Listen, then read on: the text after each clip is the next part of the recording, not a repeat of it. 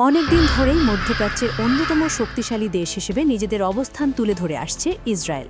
তবে সাম্প্রতিক উত্তেজনাপূর্ণ পরিস্থিতিতে ইরানের সঙ্গে সংঘাতকে কেন্দ্র করে নতুন করে আলোচনা শুরু হয়েছে আন্তর্জাতিক অঙ্গনে। বিশ্লেষকদের মতে এই সংঘাতের ফলে উভয় পক্ষই বিভিন্ন ধরনের সামরিক চাপের মুখে পড়েছে। ইরানের পক্ষ থেকে পাল্টা হামলার আশঙ্কা এবং নিরাপত্তা ঝুঁকি নিয়ে উদ্বেগ বাড়ছে, যা পুরো অঞ্চলের স্থিতিশীলতাকে প্রভাবিত করছে। এই উত্তেজনাকর পরিস্থিতির মধ্যেই ইসরায়েলের রাজধানী তেল আবিবে একটি অস্বাভাবিক দৃশ্য লক্ষ্য করা গেছে।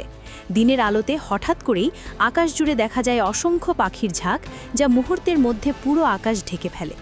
তেল আবিব শহরের বিভিন্ন স্থানে ধারণ করা ভিডিওতে দেখা যায় হাজার হাজার কালো পাখি একসাথে উড়ে আকাশে ঘুরপাক খাচ্ছে।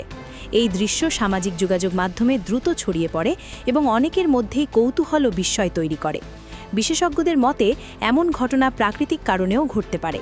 আবহাওয়ার পরিবর্তন, খাদ্যের সন্ধান বা মৌসুমী অভিবাসনের কারণেও পাখিরা বড় দলে একত্রিত হতে পারে। তবে চলমান রাজনৈতিক ও সামরিক উত্তেজনার কারণে অনেকেই এই ঘটনাকে ভিন্নভাবে ব্যাখ্যা করার চেষ্টা করছেন।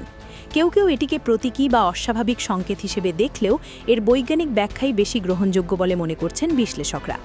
বর্তমানে মধ্যপ্রাচ্যের পরিস্থিতি অত্যন্ত সংবেদনশীল।